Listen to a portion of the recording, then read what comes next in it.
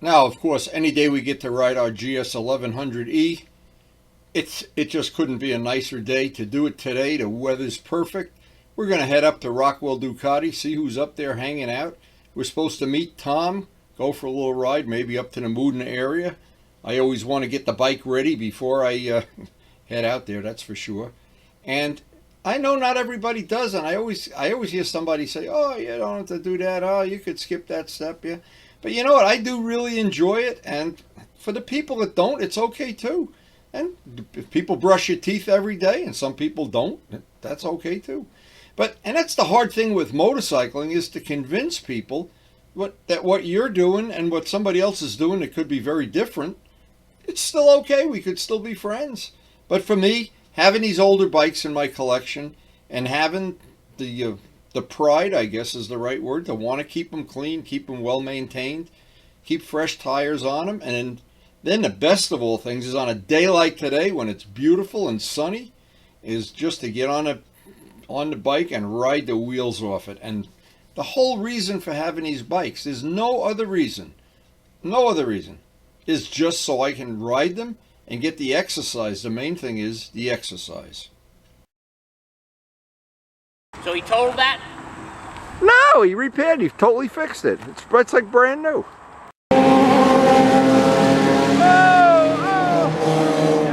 I wish I had a fast bike like that.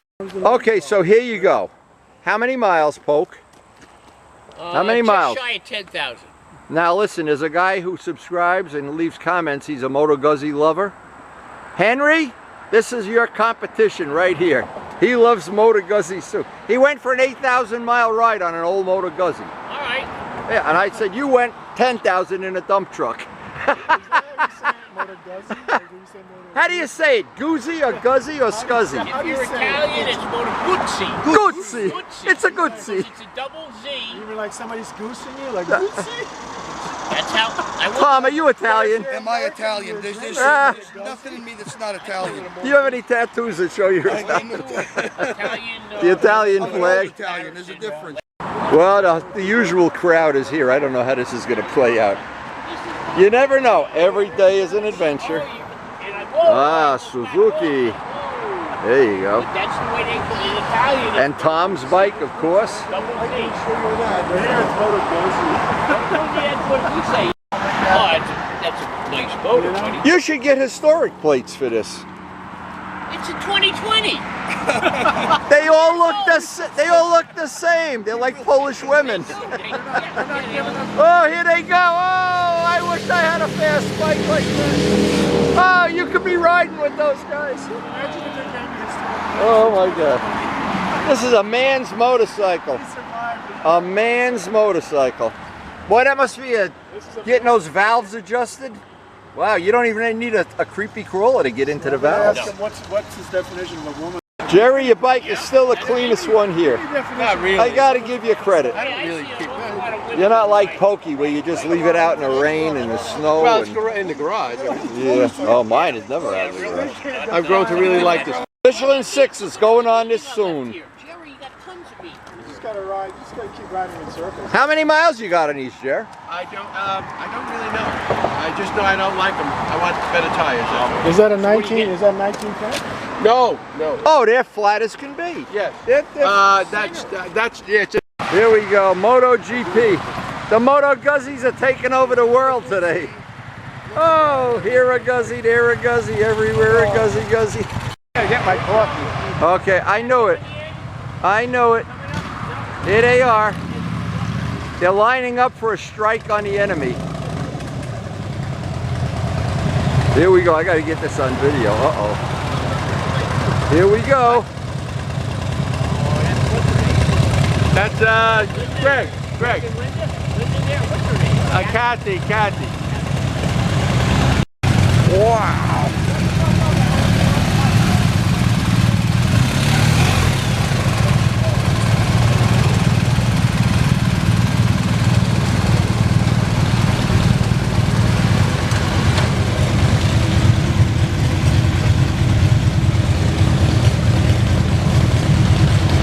Now, one of the things I do, and I try to do at virtually every bike meetup, whether it's Rockwell or Bikes and Breakfast, I try to look at some of the bikes that I'm not familiar with, that I haven't seen. Now, I'm not really familiar with all of the optional BMWs, of course.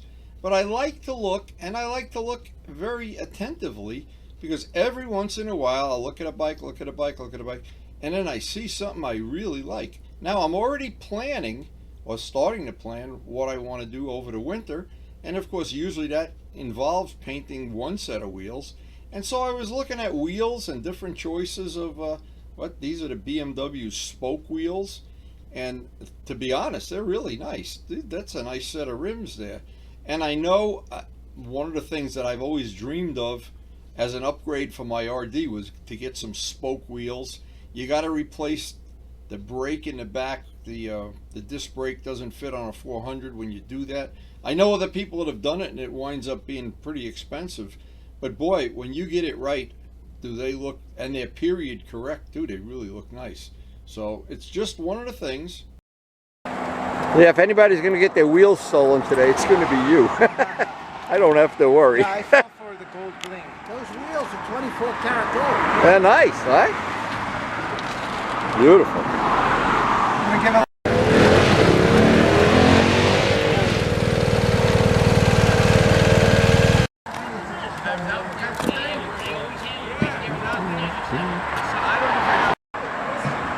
It's nice to have money, isn't it, Jerry? You go down to Sully, you put the paper in that printer, and it just prints out the 20s. The only dealership I knew was Florida. Yeah, but downtown California, I'm talking New Jersey was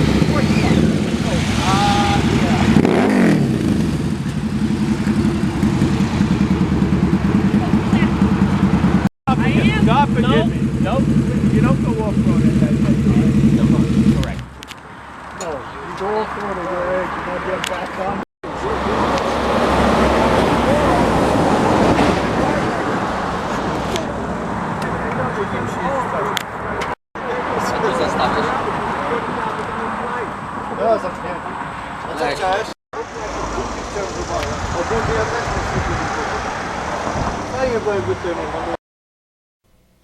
Tom and I had spoken previously about doing some work. He's got some parts of this bike that he wanted to repaint and how to do it, and they're probably helpful. And since we had some time, we went for a ride after this little meetup. It was a nice ride. But looking at the bikes here, and the bikes with the orange wheels, I always think the KTMs, they figured that out years ago, just by one color paint in mass. And I like the one when I road raced, a little 390. That was a very cool little bike. Now, the green, I have a set of green wheels for my 750, and I swap them back and forth just to play evil twins every once in a while. That's a nice with the frame and the wheels, that color, kind of nice. And these are bikes I don't get to see. The on-road, off-road bikes, they had a little get-together here not that long ago and went on some cool ride with Tim and with Big Jim. Yeah, they're nice and quiet.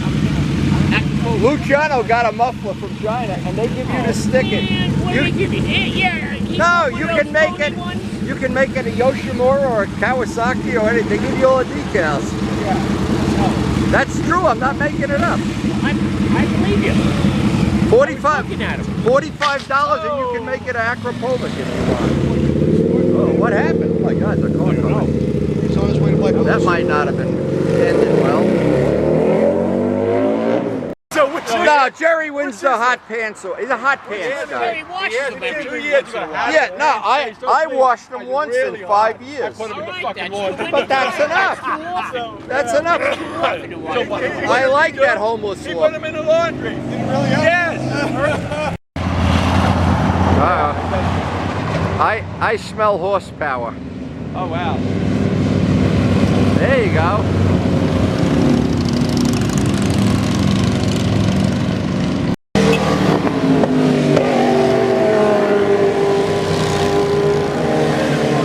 They have been to the mountain. A quick trip.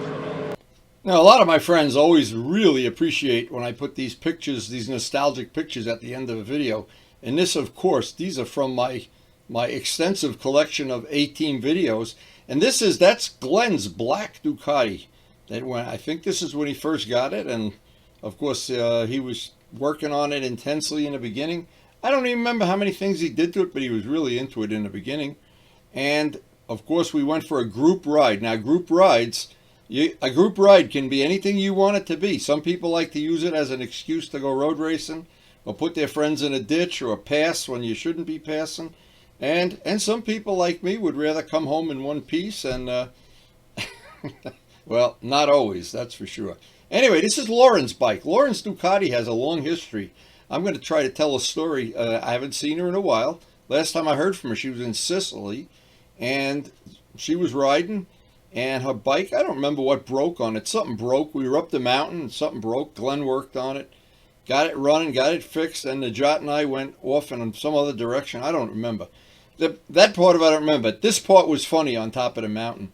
And we had gotten, I think there were 10 people on this ride, and it was really fun because we didn't know some of the people.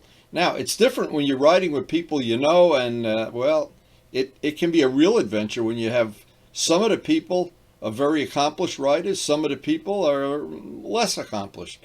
And some people want to do wheelies and pass people, and some people want to get home in one piece and not get a ticket. So you had a very eclectic group here, and it was really fun.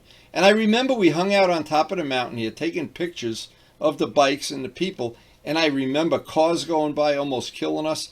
There used to be a couch when Bob Navola used to sit on the couch, and if you took one step in the wrong direction, you'd go down 3,000 feet to the Hudson River. I wonder whatever happened to the couch. But anyway, I always take a lot of pictures because a lot of them don't come out. This was a cloudy day. But I do have a little bit of video at the end of this that I wanted to share. I thought these pictures kind of set the stage for how the A-Team used to be. And this is more than 10 years ago, I think. A long time ago. And here Glenn is helping. Well, everybody pitched in to help Lauren get her bike back running. Or whatever was wrong. A taillight fell off or something. And everybody's in it. You know what's good? When you're on the road, you don't get to negotiate who's an expert and who's not. It's who has some duct tape and zip ties. That's the funny part of it. But anyway, I want to show this little video at the end, and this is a little slice of what the A-Team used to be like. Okay, a little shorter video from today's adventure. We started out with 10 riders, wound up on a mountain with 9 riders. Where's Najat? This is the guy right here that kind of didn't see 9 of us leaving, but it's okay. All right, everybody tell your name, left to right. Left to right. Left to right. We gotta yell out our names like a This is going to be on YouTube, yes. State police are watching intensely. Your left or our left? Glenn. Dr. Hanson. Dr. Hanson. I'm Walter. Walter. Nurse Lauren. Nurse Lauren. Oslo, Oz. Okay. Tide. Najat, the man who doesn't see 9 guys leaving the Ducati. World famous. He programs as GPS. Adam, world famous. And of course Jose. And the man who almost got shot on the way up here. Gerald J. Boogie Charles. Okay. All right. Oh, here comes some more guys. So the day actually did play out very well, and we did get, Tom and I did get a real nice ride in, I think a 2 hour, maybe a little more. And the nice part about this was today was the weather was exceptional. We have had so much really, really hot weather. I was actually surprised more guys weren't there, but hey, we all suffered through a really hot summer here. And now that it's getting a little cooler, little by little, and those memories, I know Joe Roselli even asked me or told me how much he enjoys seeing the pictures. And I shot pictures from so long ago. Some of them I don't even have on my computer anymore. I don't even know where they are. They were done with a flip camera. But I probably have over 1 million pictures, conservatively, from, you know, you just figure the math out. From, you shoot 100 pictures a day for 30 years, I don't know. But anyway, it doesn't even matter. What's fun is digging through there and trying to find something interesting. And in my case, the memories of those rides we went years and years ago with the A-Team, and we had new people and people that were doing track days, and people that were learning how to ride. And one young guy wound up in the falls by, I don't even remember, I got to look for that video. And his father was riding with him too when he went in the falls. Danny was his name. Anyway, but they're all great memories. I love shooting the pictures. I love editing the video. I love sharing it. And it is such good memories. And someday, this video will be really good memories too.